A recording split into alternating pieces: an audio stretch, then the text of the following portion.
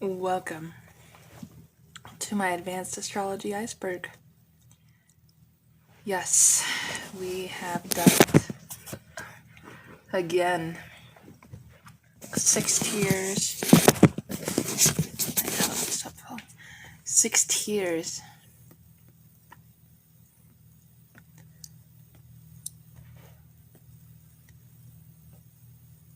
Advanced astrology iceberg. With peace and love, I would appreciate it if you subscribed, liked, and commented, and shared my videos so I can get my thoughts, lectures out there on astrology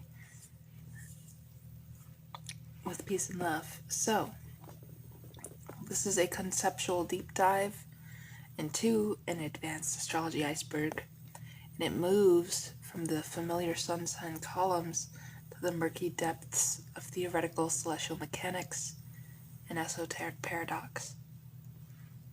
So how do we read this chart? Well, the tip is what the general public knows. The upper mid is what enthusiastic amateurs study. The lower mid is what professional astrologers debate. The deep is obscure techniques and hypotheticals, and the abyss is theoretical physics meets mysticism, the fringe.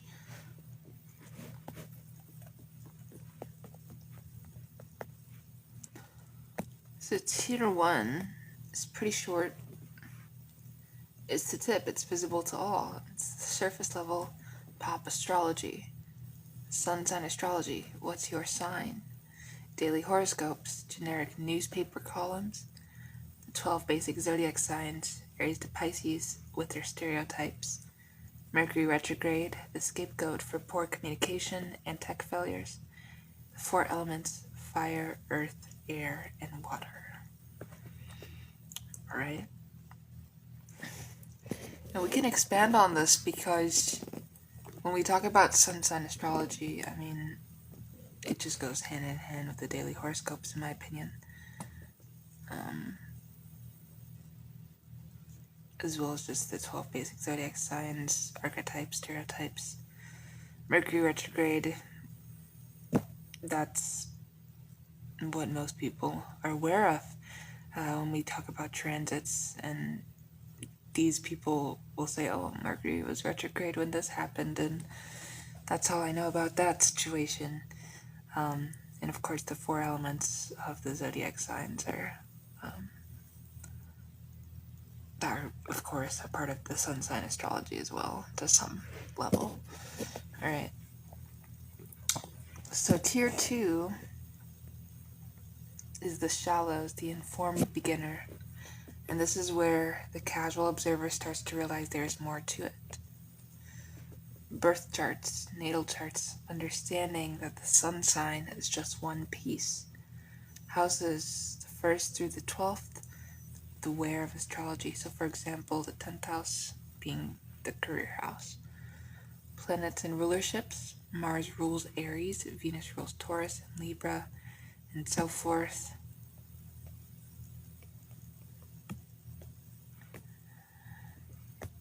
The ascendant rising sign is the mask you wear, the interface between you and the world.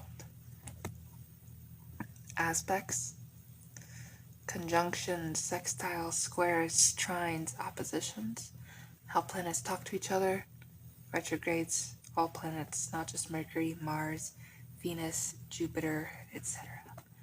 Okay?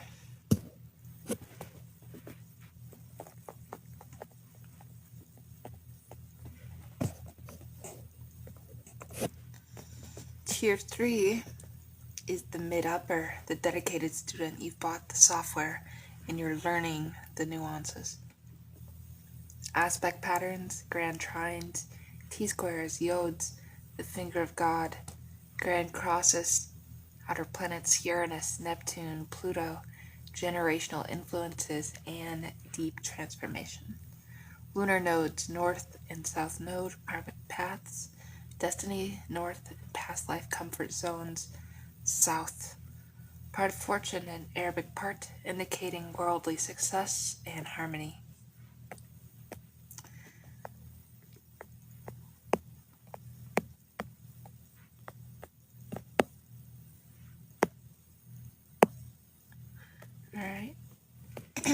as well as detriment and exaltation.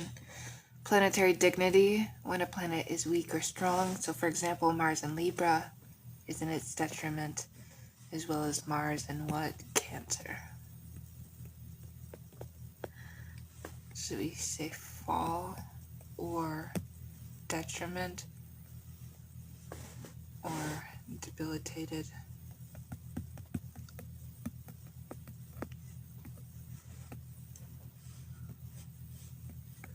And synastry, relationship astrology, comparing two charts for compatibility. Secondary progressions, a symbolic day for a year, predictive method, inner psychological growth. All right, now we're on to tier 4.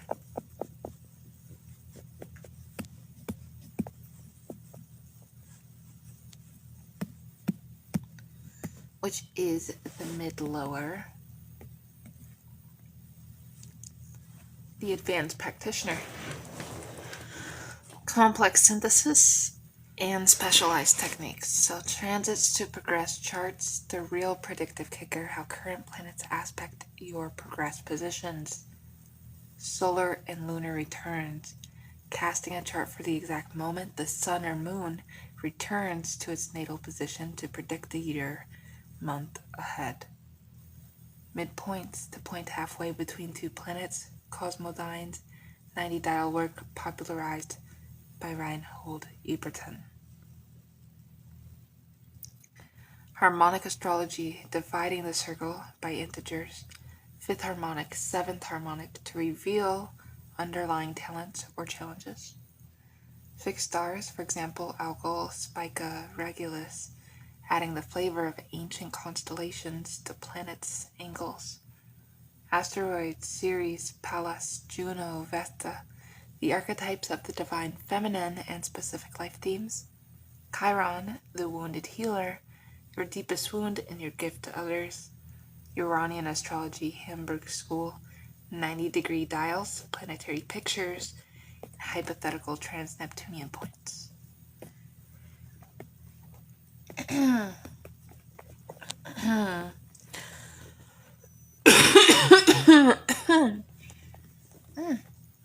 Excuse me. Coughing like every video. Alright, so tier 5 is the deep, the occult specialist. Esoteric, philosophical, and highly interpretive waters. The black moon Lilith, true and mean. The dark side of the moon, raw, untamed, feminine power, and taboo desires. Earth's geocentric position, casting chart from the sun. Heliocentric, or from other planets, a radical shift in perspective. Draconic astrology, a chart calculated from the North Node, and it represents the soul's pure, untainted essence. Esoteric rulerships, Alice Bailey, DJ Wall, cool. Different set of planetary rulerships based on the soul's journey, not the personality. Sabian symbols, mystical 360-degree images, degrees of the zodiac, used for meditation and insight. Astrocartography, mapping your birth chart onto the Earth to find where planetary lines cross, so where you'll find love, power, etc. Local space astrology, a variant of astrocartography based on physical directions in space, like ley lines rather than geographic latitude, longitude.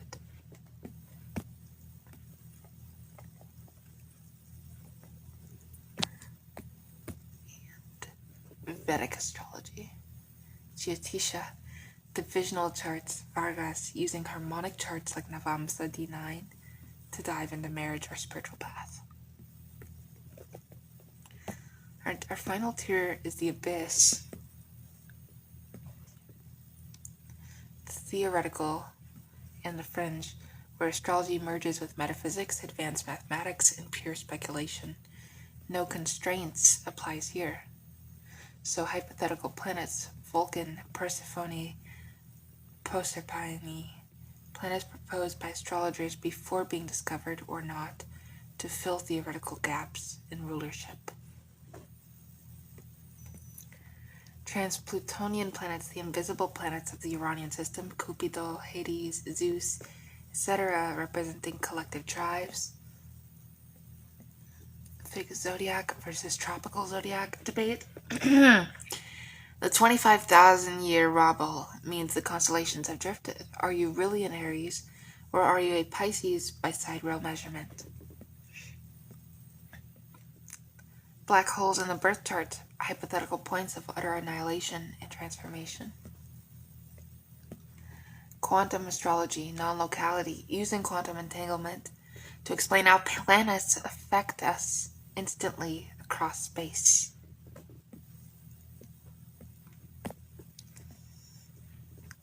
Exoplanet astrology, how are the pulsar planets of Leach, a neutron star, affect the chart?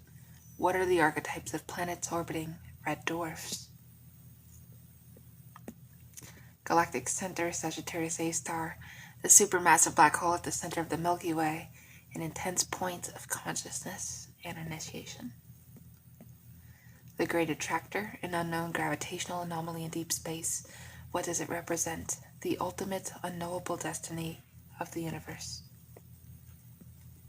Hyperspace astrology, tesseract houses, the idea that the 2D chart is a projection. What if houses existed in 4D space, folding in on themselves? CERN and the Plutonian shift, the theory that the activation of the Large Hadron Collider transiting Pluto conjunct the CERN side chart literally ripped open dimensional doorways, changing how astrology functions post-2012. The true dark moon, Waldymath, the theory of a second invisible terrestrial moon and its astrological significance to paranoia and hidden knowledge. Simulation theory astrology, the planets aren't causing events, they are the visible part of the rendering engine. The chart is the debug menu for reality. And this iceberg suggests that the further down you go, the more the system is designed to shatter the ego's perspective, forcing you to reconcile with forces far beyond the personal. Here's what we'll do.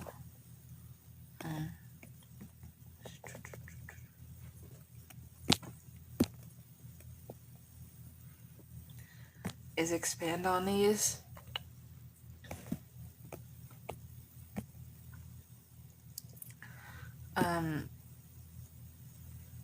I wanted to expand on more of the tier 6 topics.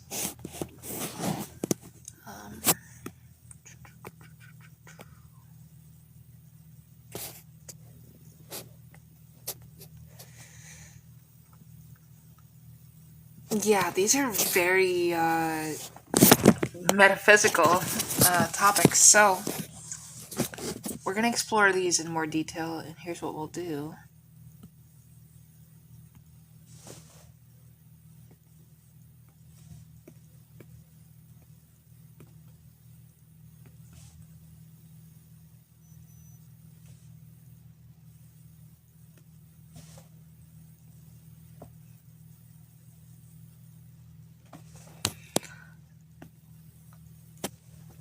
Let's see if DeepSeek can help us create like an essay, like an advanced astrology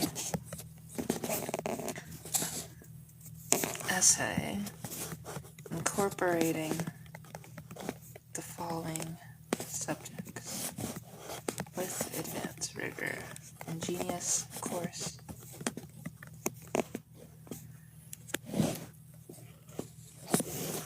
And this is the best part about artificial intelligence, in my opinion, is that it is able to not only help us as astrologers, but teach us more than we would have known, and like, that's the thing, and like time is so limited to gain all this information that the world has to offer, and there's only so much that will actually leave Earth knowing, or quote unquote knowing.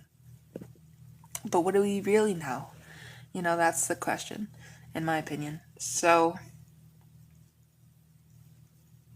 I'm excited to read this to you guys and kind of give you an example of how we merge such ideas into like essay format, and then yeah, we'll move on to something else very soon. But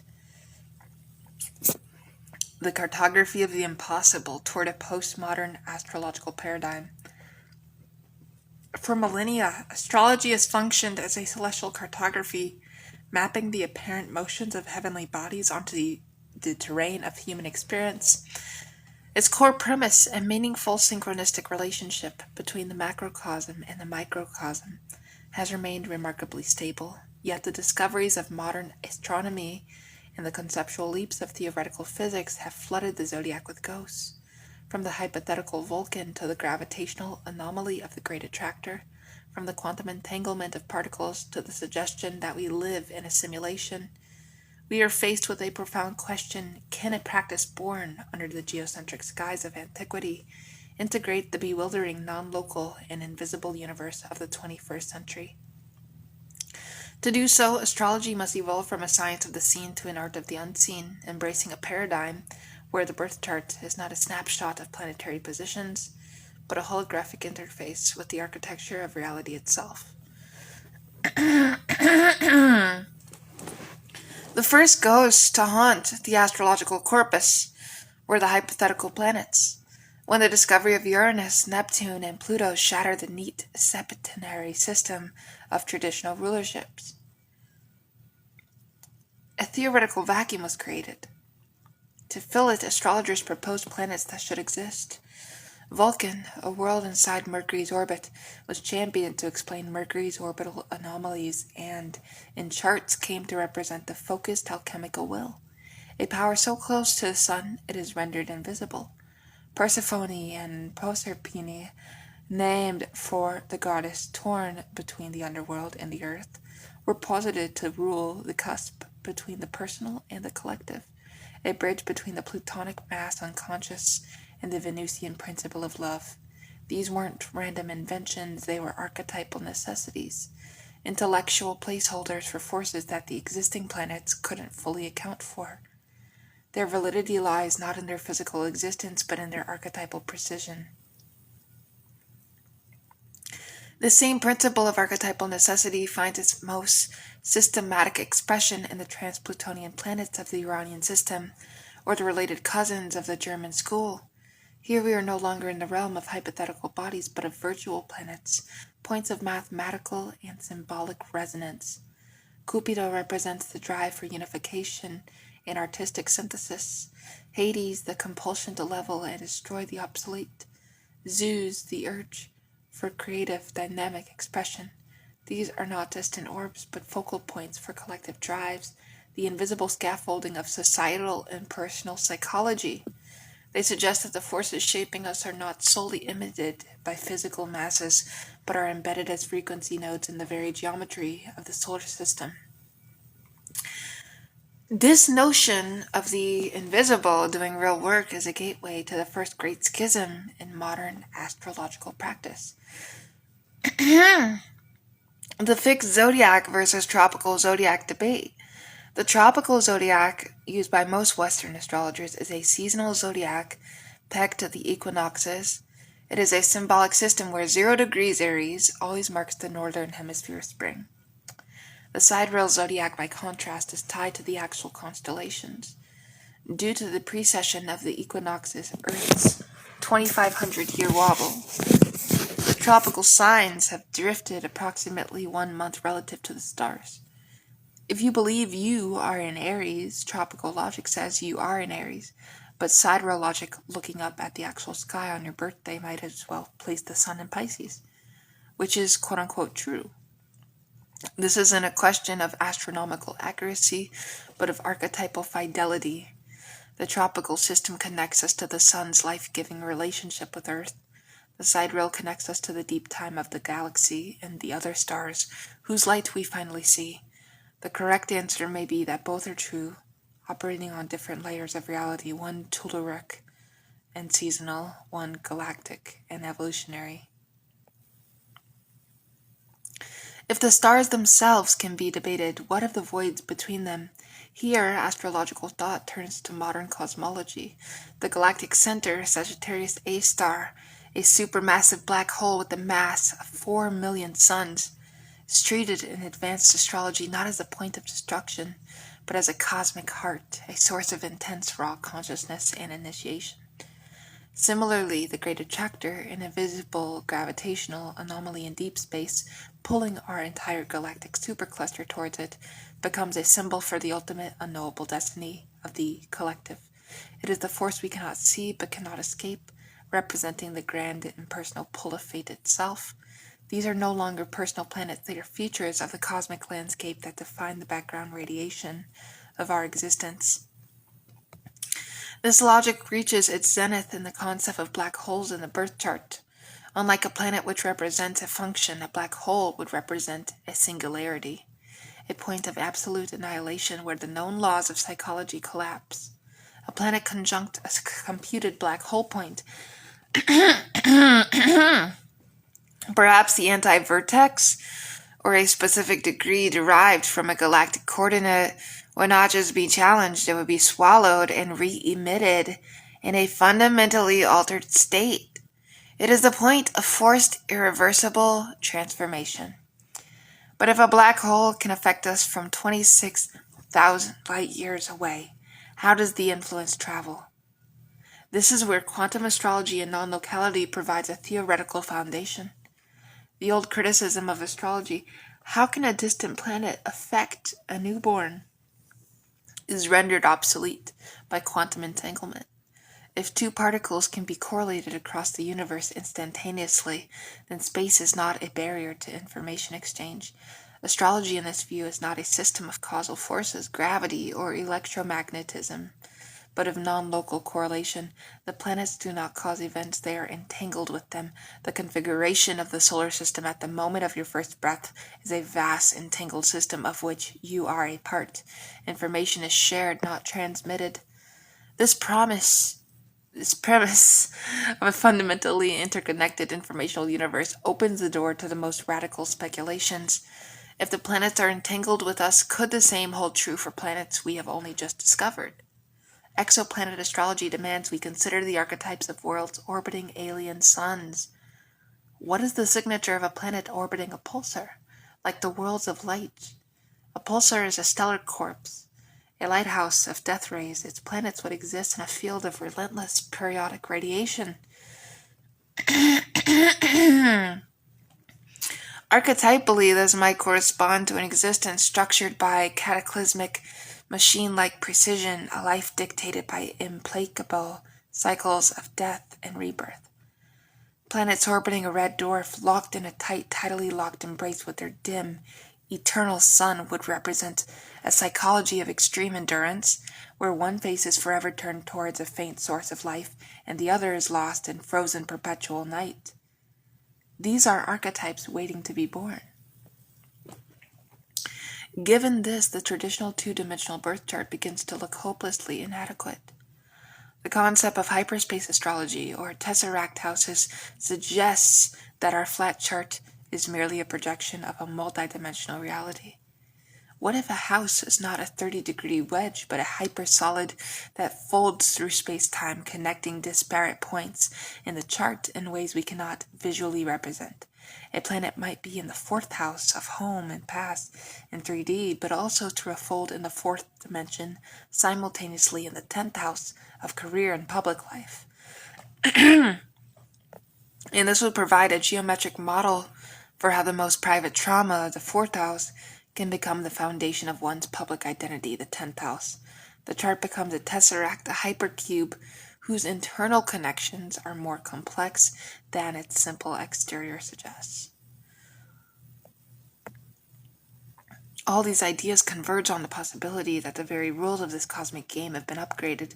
The theory that the activation of the Large Hadron Collider, CERN, particularly during a period of intense Plutonian transit, literally altered the astrological substrate, is a powerful modern myth.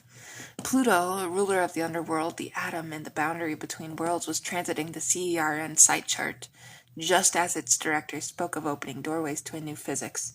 The post-2012 shift, many astrologers anecdotally report a feeling that the old interpretive rules no longer work with the same fidelity. It could be interpreted not as a failure of the system, but as a change in the system itself. CERN in this narrative didn't discover the Higgs boson. It cracked the cosmic code, allowing new previously Latin archetypes like those of exoplanets or black holes to flood into our reality. This leads us to the ultimate synthesis, simulation theory astrology. If reality is a simulation, then the planets are not the causes but the visible architecture of the rendering engine. The sun is not a ball of gas that warms you, it is the core process that governs your vitality.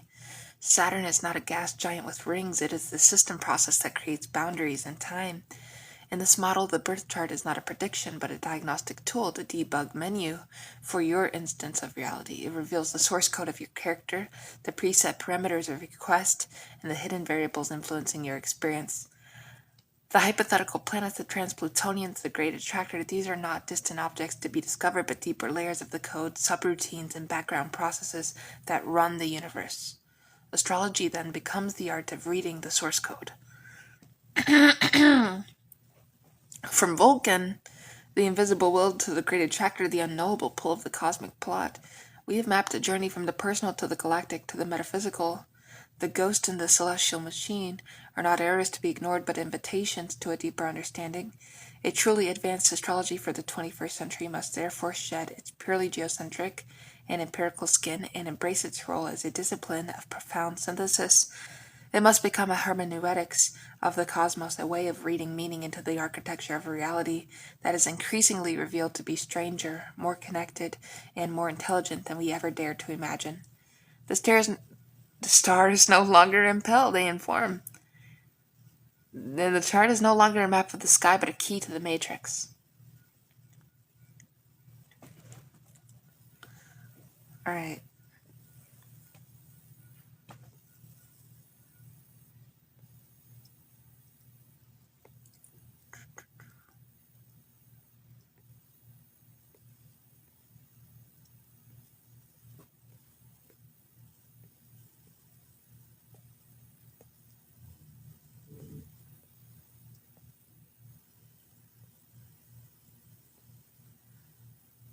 I did want to go over Pluto and Aquarius, but I'm wondering if I might save this for another video.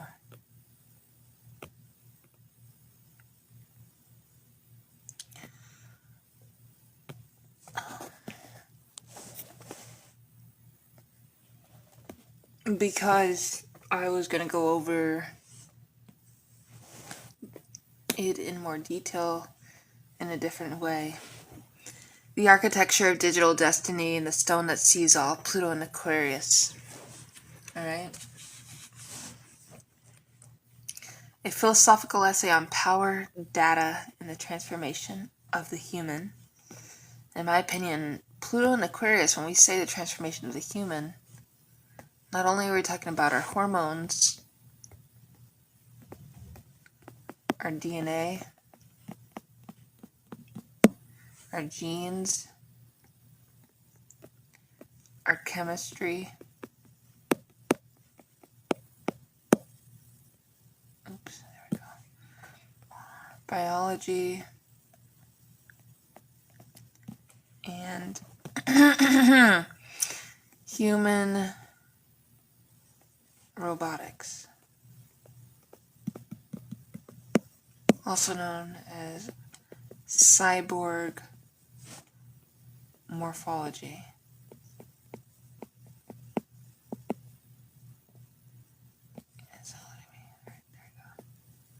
Alright. You're gonna be like, damn bitch, you better get some water. Your throat is all fucked up. You sound like you have thyroid issues from that testosterone you were on. But I'm not gonna be the only one, and that's what Pluto and Aquarius is. Prologue, the transit and the threshold. So, we know that on November 19th in 2024, the planet Pluto began its final and definitive passage into the sign of Aquarius, a journey that will shape the human landscape until 20 44.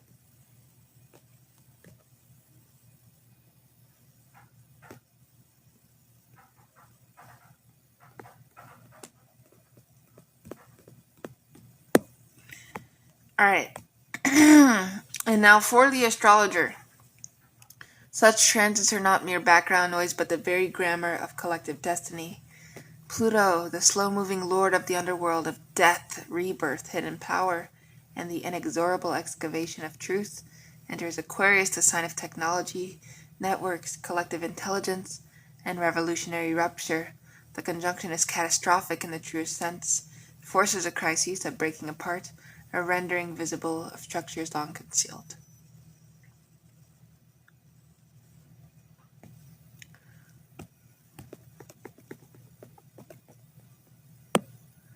Alright, this isn't a paper about astrology as a superstition, but it is a philosophical meditation that takes the symbolic language of astrology as a serious hermeneutic tool for understanding our present moment.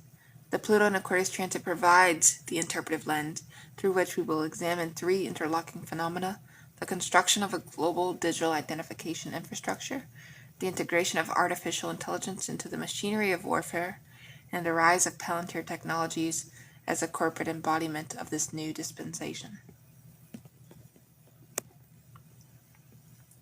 The central argument is this: we are witnessing the material incarnation of a Plutonian archetype, the construction of a technological underworld where human identity becomes data, where surveillance becomes infrastructure, and where power operates through the algorithmic management of populations.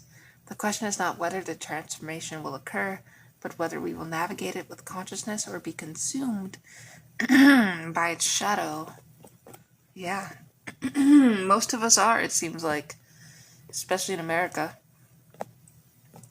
So we'll start with part one. Didn't mean to have that in there. So part one is the astrological frame, Pluto and Aquarius in the unmaking of worlds. We have to understand what is at stake, and to do that, we must first understand the symbolic vocabulary with which we are working. So Pluto's previous 16-year sojourn through Capricorn, 2008 through 2024, was an education in the corruption of structures. We witnessed the near collapse of the global financial system, institutional rot, unmasking of patriarchal power in its most naked form. Capricorn is the sign of governments, corporations, and the father, and it was stripped bare by Pluto's relentless excavation. Alright. And now we understand that the stage is shifting, because Aquarius governs everything that connects us: electricity grids, the internet, social networks, shared ideals, and the very concept of the collective. It is a sign of the friend, the network, the revolutionary, and the technologist. When Pluto enters this domain, it does not merely reform, it transforms at the level of essence. The astrologer Vanessa Tuleski warns that the world as we know it will no longer exist after this transit. This is not hyperbole, it is a statement of archetypal inevitability.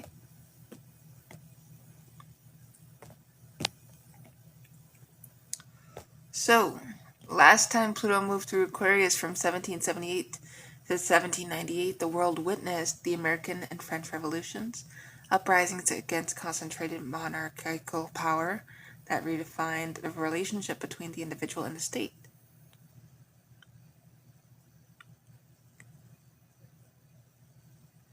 Today's revolutions will be fought over data, identity, and the architecture of information. The guillotine has been replaced by the algorithm. The storming of the Bastille finds its echoes in the hacking of databases. Astrologers speak of this trend in terms of both promise and peril. On one hand, we may see breakthroughs in sustainable technology, decentralized governance, and collective problem solving. On the other, we face the shadow of Aquarius, digital manipulation, ideological extremism, surveillance concerns, and technocratic overreach. Pluto does not offer us the luxury of choosing one without the other, presents the totality and demands that we integrate it. We're already seeing ideological extremism with transgenderism, surveillance concerns, of course, Google data, markets, fucking whatever you want to call it. Digital manipulation, of course, with ads, and the fact that they always know what we're talking about, and technocratic overreach, of course, ties into those things. And just the governmental power agenda here is going to be tech-centered, of course. Part 2 is the digital underworld, identity as infrastructure. Part 2 is the digital underworld, identity as infrastructure. The ancient Greeks conceived of Hades as a shadow realm where the shades of the dead wandered, mere echoes of their former selves, identifiable only by the memories they retained or the blood they drank to regain consciousness.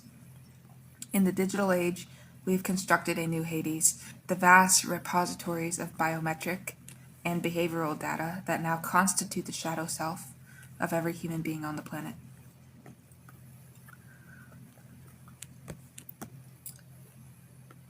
The Center for Strategic and International Studies recently issued a warning that should chill every citizen. The U.S. government's biometric databases consolidated for immigration enforcement have become what CSIS terms an aggregation hazard. Yep. A single point of failure where previously siloed information now converges into a unified repository of extraordinary depth. Fingerprints, facial images, travel histories, employment records, driver's license photos covering roughly 1 in 3 American adults, utility records reaching 3 in 4, all assembled into systems that offer adversaries a single access point to an extraordinary depth of personal intelligence. This is plutonic power made manifest. Pluto rules what is hidden, what is buried, what is accumulated in the darkness. These databases are the new underworld, and we are all its inhabitants, whether we know it or not. The CSIS report identifies the defining horror of this development. Biometric data is immutable. Unlike passwords or credit card numbers, compromised biometric records cannot be changed or reissued. A nation state that penetrates these repositories gains a permanent intelligence advantage for identifying, profiling, and targeting individuals. In plutonic terms, this is a form of soul theft, the permanent capture of the soul and the self's most intimate signatures. And what this is really getting into is the global digital panopticon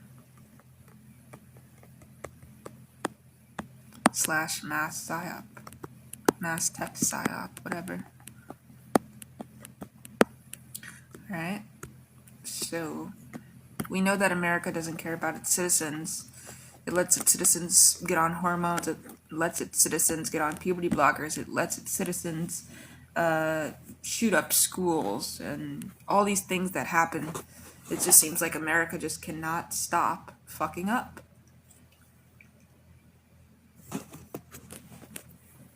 The human consequences are already visible. In Nairobi, a woman named Amina received a notification from a digital ID system that she did not understand, only to find herself locked out of social services, flagged without explanation. In London, Ahmed learned that his face had been misidentified by a facial recognition system, with 81% false positive, disproportionately affecting ethnic minorities. In Paris, Muslim communities report disproportionate monitoring under anti-terrorism programs. In the U.S., an FBI audit revealed that 70% of facial recognition searches involve people not suspected of any crime. These are not bugs, they are features of a system whose very logic is plutonic. The underworld does not distinguish between the guilty and the innocent, it simply collects what descends into it. The question of who controls the gates becomes the central political question of our era.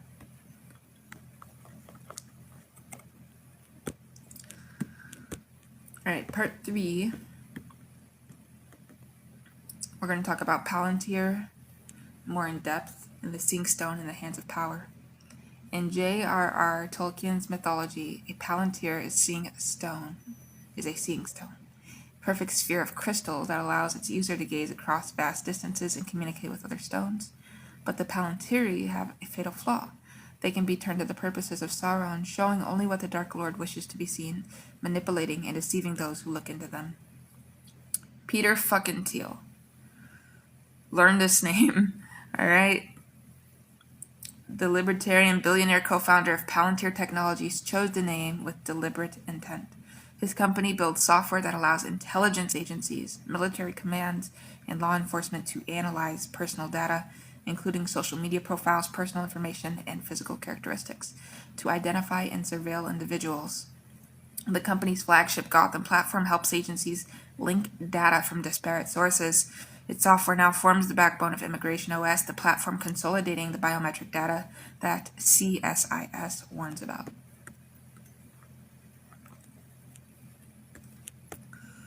Alright. The plutonic dimensions of Palantir are multiple and layered. First, there is the question of hidden power. Pluto governs the secrets that lie beneath the surface of everyday life. Palantir's contracts, its algorithms, its decision-making processes, all are shielded from public scrutiny by proprietary claims. As one observer notes, proprietary algorithms shield decision-making from public scrutiny, leaving citizens with little recourse when misidentified or monitored. Second, there is the question of death and the kill chain. Palantir CEO Alex Karp stated on an earnings call earlier this year that the company wants to disrupt and make the institutions we partner with the very best in the world, and, when it's necessary, to scare enemies and, on occasion, kill them. The company's marketing materials advertise its ability to optimize the kill chain. Investigative journalists have documented that the Israeli military uses Palantir software in its Gaza offensive. ICE uses it to hunt migrants.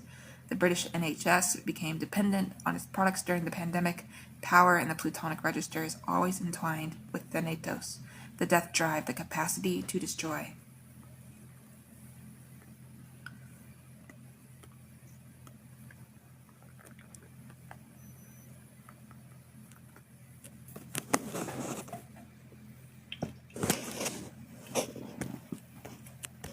All right. Third, there is a question of oligarchic capture. The interlocking circles of Silicon Valley wealth and political power form a constellation that should concern every quote-unquote Democrat. In my opinion, if you're too much of one thing, whether you're far left or far right, there should be an in-between, which is what I am, third party / Green Party. We want the earth to be a better place, even though we're too far gone and fucked up to even really, fix what we've done so far, it seems like. So, Elon Musk, Peter Thiel, David Sachs, J.D. Vance. These names appear repeatedly in the intersections of AI development, military contracting, and the Trump administration. Thiel's infamous statement that the 1920s were the last decade in American history during which one could be genuinely optimistic about politics because of the vast increase in welfare beneficiaries and the extension of the franchise to women reveals an ideology fundamentally at odds with democratic equality. The Palantir and Tolkien story falls under the control of Sauron. The question Reich poses is whether Thiel's Palantir is falling under the control of Trump.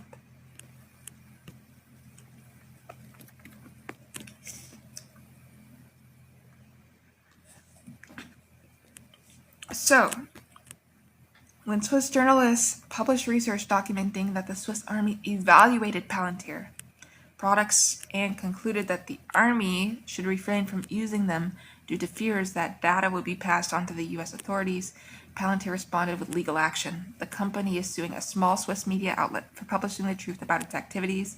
This is not the behavior of a company confident in its ethical standing. It is the behavior of a power that cannot tolerate being seen.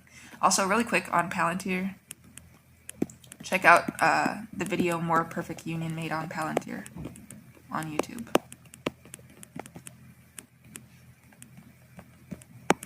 Shout out to More Perfect Union. All right.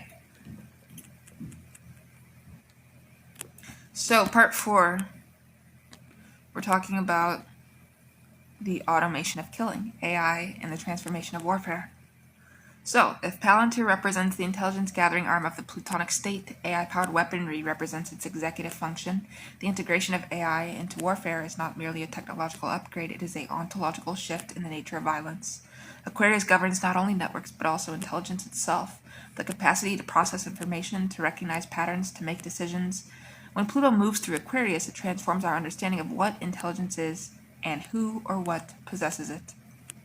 The question, what does it mean to be human, becomes urgent precisely because we are building non-human intelligences capable of deciding who lives and who dies. The ethical dimensions are staggering. AI systems and security operations carry measurable bias in 35% of models, according to UNESCO's 2023 Global AI Ethics Report. When these systems are integrated into targeting decisions, bias becomes lethal. The black box problem, the fact that even their creators cannot always explain how AI systems reach their conclusions, means that killing may be delegated to processes that are, by design, inscrutable. The language of the industry is revealing. Companies speak of optimizing the kill chain as if death were a supply chain issue. They frame their products as tools that scare enemies and on occasion kill them, with the same effectless tone one might use to describe a new feature in spreadsheet software. This is the Plutonic shadow in its most terrifying aspect, the normalization of death as a technical problem to be solved.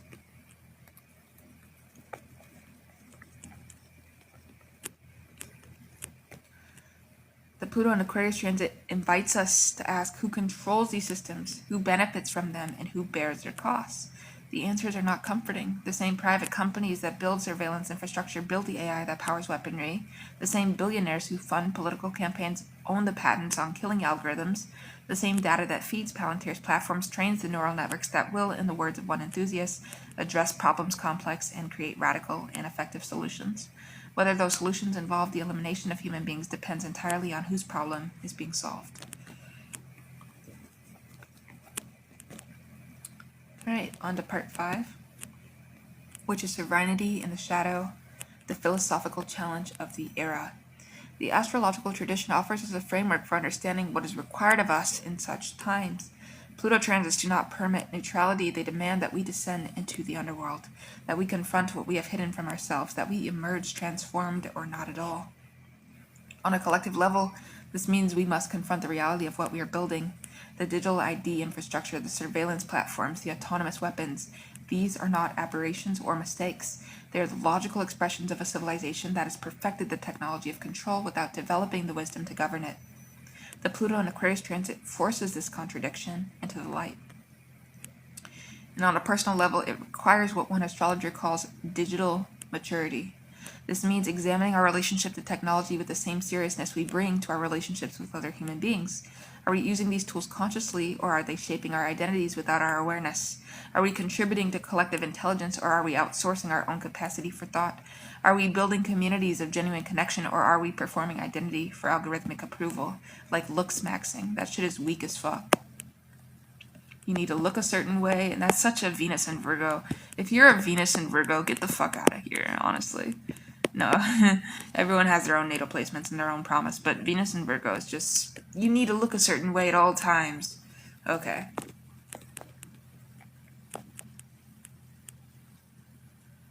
And I have Venus and Pisces exalted, so I'm just like, dude, I'm having fun. That's what matters to me, is I'm living my life before I'm dead. So, the shadow side of Aquarius is detachment. All right, the capacity to abstract, to categorize, to treat human beings as data points. Pluto magnifies this tendency to the point of pathology. When we see ourselves reflected in the databases, when we experience the gaze of the algorithm as more real than the gaze of our neighbors, we have entered the underworld. The question is whether we can find our way out. The astrologers at Astrology essay frame the challenge precisely. Pluto strips illusions. Aquarius builds the future. Together they ask you to become both powerful and principled. This is not a call to reject technology. Aquarius would never endorse ludism. It is a call to integrate technology with consciousness, to build systems that serve human flourishing rather than human subjugation. All right, part 6 is the redemptive possibility, networks of resistance.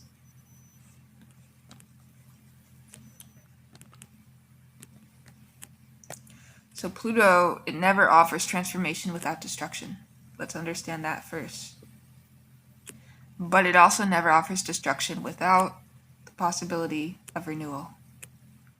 The same forces that enable surveillance enable connection. The same networks that track us can also liberate us. The same collective intelligence that powers AI can power movements for justice. The revolutionary energy of Aquarius is not inherently authoritarian.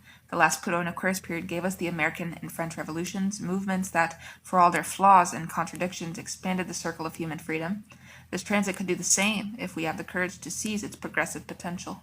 Already we see the stirrings of resistance. The UN Office of Counterterrorism and OHCHR have launched initiatives promoting human rights compliant surveillance. Guiding principles now explicitly address the private sector, demanding legality, transparency, independent oversight, and human-centric design. Journalists continue to expose the operations of companies like Palantir despite legal threats. Citizens continue to organize, to educate themselves, to demand accountability.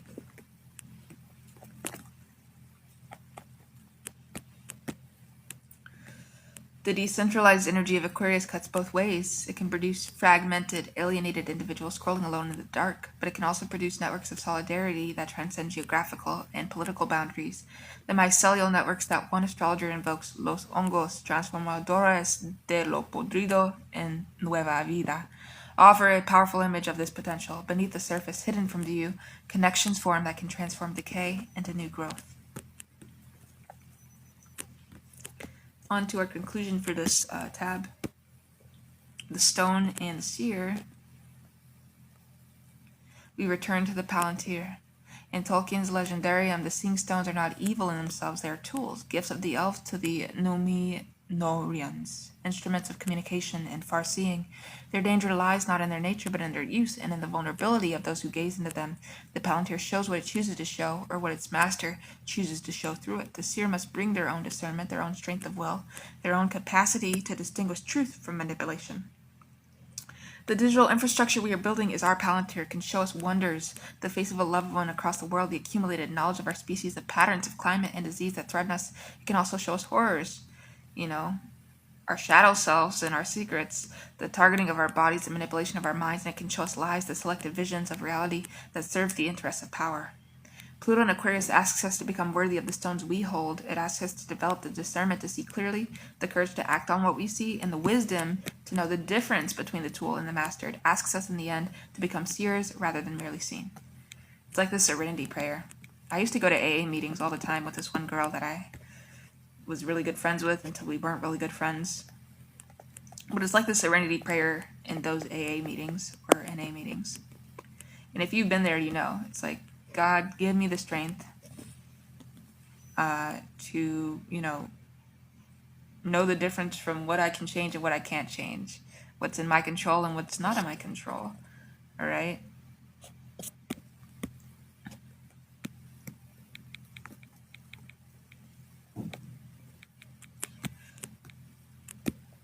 This transit will last until 2044, people. By its end, the world will be transformed, or we will have transformed it. The choice, as always with Pluto, is ours to make, but we must make it consciously with our eyes open, knowing that the underworld we are building will either be our prison or our passage. The stone sees all. The question is whether we will see ourselves as we really are. Fundamentally are. Alright, thank you for watching this video with peace and love, and I will see you in the next one teaching more astrology.